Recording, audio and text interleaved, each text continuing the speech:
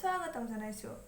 তো আজি মই আপোনালোকৰ মাজলৈ লৈ আহিছো মোৰ night time skin care routine. আমি দিনত যেনেকৈ স্কিন কেয়াৰ কৰোঁ তেনেদৰে আমি ৰাতিও এটা স্কিন কেয়াৰ ৰুটিন বনাই লোৱাটো খুবেই জৰুৰী, কাৰণ ৰাতি এটা এনেকুৱা সময় য'ত আমাৰ স্কিনখনে নিজৰ কাম কৰিবলৈ পায়, যিবিলাক কাম কৰে সেইবোৰ বেছি ফল দেখাবৰ কাৰণে সুবিধা পায়। কাৰণ আমাৰ ৰাতি সময় আমি 6 পৰা 7-8 ঘণ্টালৈকে আমাৰ স্কিনখন বহুত ধুনীয়াকৈ ৰেষ্টত থাকে। সেইকাৰণে যিবিলাক প্ৰডাক্ট আমি ৰাতি ইউজ কৰোঁ সেইবিলাকে নিজৰ কাম বহুত ভালদৰে কৰিব পাৰে। সেইকাৰণে আমাৰ ৰাতি এটা স্কিন কেয়াৰ ৰুটিন থকাটো খুবেই জৰুৰী। যদি আপোনালোকে এই স্কিন কেয়াৰ ৰুটিনটো ফলো কৰিব নিবিচাৰে, দেন আপোনালোকে মোৰ চিটিএম ভিডিঅ' এটা আছে, মই আপলোড কৰিছোঁ। সেই চিটিএম ৰুটিনটো ফলো কৰিব পাৰে ৰাতিৰ কাৰণে। এইটো বেছিক হয়, বহুত 3টা ষ্টেপ আছে। সেই ষ্টেপকেইটাৰে আপোনালোকে নিজৰ স্কিন কেয়াৰ ৰুটিনটো কৰিব। এতিয়া মই আপোনালোকক দেখাম মোৰ step by step night time skin care routine. আৰু এতিয়া আমি আগবাঢ়িছোঁ ভিডিঅ'টোৰ ফালে। আৰু প্ৰথমতে মই মোৰ হেয়াৰছখিনি বঢ়িয়াকৈ টাই আপ কৰি ল'ম, যাতে কোনো ধৰণৰ প্ৰডাক্ট মোৰ হেয়াৰত চুলিত নালাগে।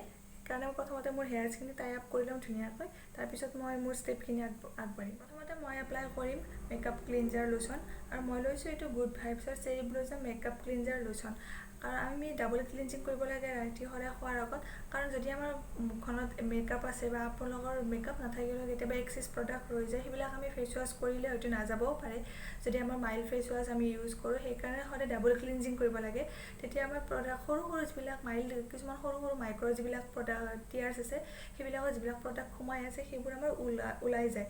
আৰু আমি যদি কিবা এক্সট্ৰা প্ৰডাক্ট আমাৰ ৰাইটিত থাকে, তেতিয়া আমাৰ প্ৰডাক্টবিলাকে কাম নিদিব। তেতিয়া আমাৰ কি হ'ব, বেৰিয়াৰ্ছ এখন হৈ থাকিব আৰু সেই প্ৰডাক্টবিলাক ভিতৰলৈকে যাব নোৱাৰিব। আমাৰ মানে মেকআপ বা এক্সট্ৰা কিবা পলিউশ্যনছ আমাৰ মুখখনত আছে, তেতিয়া সেইবিলাক একেবাৰে গুচি যাব। কাৰণ প্ৰথমতে আমি ক্লিন কৰি ল'ম এটা মেকআপ ক্লিনজিং লোচন বা মেকআপ ক্লিনজিং ৱাটাৰেৰে।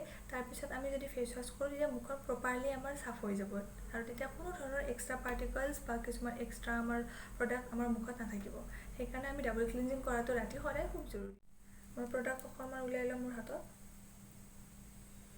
ফ্ৰেগ্ৰেন্সটো বহুত ধুনীয়া।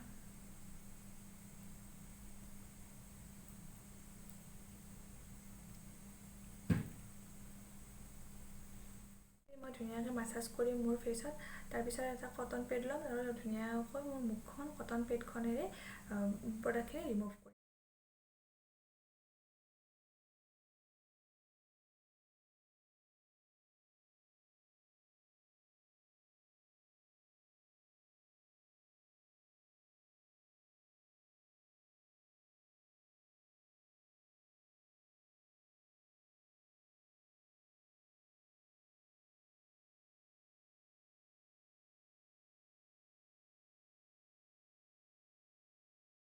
এতিয়া মই ধুনীয়াকৈ মোৰ মুখখন ফেচ ৱাছ কৰি আহিছোঁ, আৰু ফেচ ৱাছ কৰিবৰ কাৰণে মই ব্যৱহাৰ কৰিছোঁ এইটো চেটাফিলৰ gentle skin cleanser.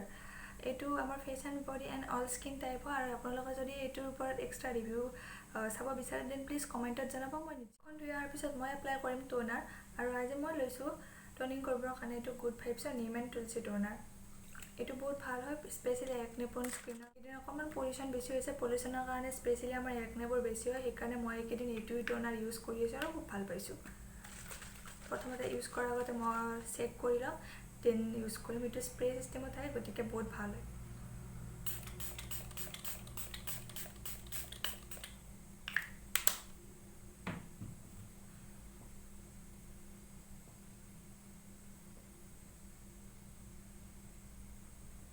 Toner apply কৰাৰ পিছত আমি লাহে লাহে এনেকৈ টেপ কৰিব লাগে, যাতে আমাৰ স্কিনখনে টোনাৰখিনি ধুনীয়াকৈ এবজৰ্ব কৰি লয়।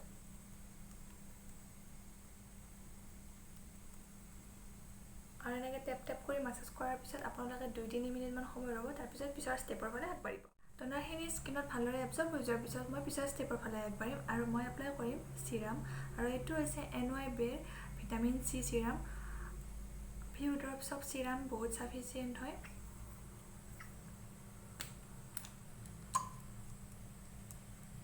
এইখিনিমান প্ৰডাক্ট মই লৈ ল'ম।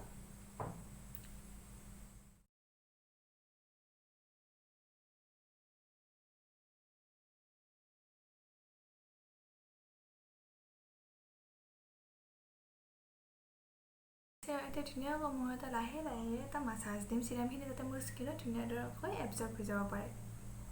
চিৰামখিনি মোৰ স্কিনত ভালদৰে এবজৰ্ব হৈ যোৱাৰ পিছত মই ব্যৱহাৰ কৰিম আণ্ডাৰ আই ক্ৰীম। আৰু মই এইটো আণ্ডাৰ আই ক্ৰীম ব্যৱহাৰ কৰিম। এইটো হৈছে Mamaearth bye bye dark circle under eye cream. এইটো ব্যৱহাৰ কৰি মই কেনেকুৱা পাইছোঁ আপোনালোকে যদি জানিব বিচাৰে, প্লিজ মোক কমেণ্টত জনাব। মই ইয়াৰ ওপৰত ছেপাৰেট ৰিভিউ লৈ আহিম।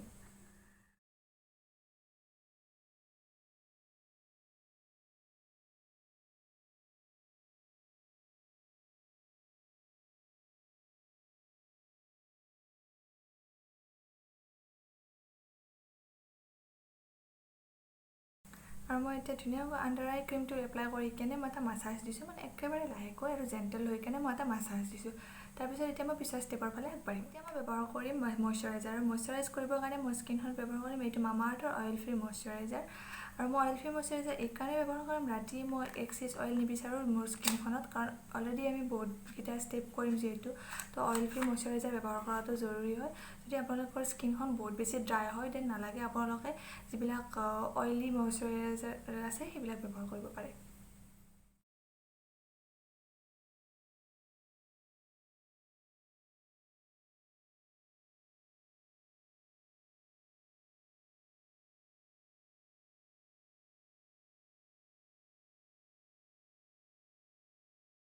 যিহেতু আমি আমাৰ স্কিনখন ধুনীয়াকৈ মইশ্চাৰাইজ কৰিলোঁ আৰু এতিয়া আমি আমাৰ লিপছকেইটা মইশ্চাৰাইজ কৰাটো খুব জৰুৰী সেইকাৰণে এটা আমি ভাল লিপ বাম ব্যৱহাৰ বহুত দেৰিলৈকে আমাৰ লিপছকেইটা মইশ্চাৰাইজ কৰি ৰাখে আৰু সেইকাৰণে মই ব্যৱহাৰ কৰিম এইটো বায়'টিকৰ বায়'ফ্ৰুট মইশ্চাৰাইজাৰ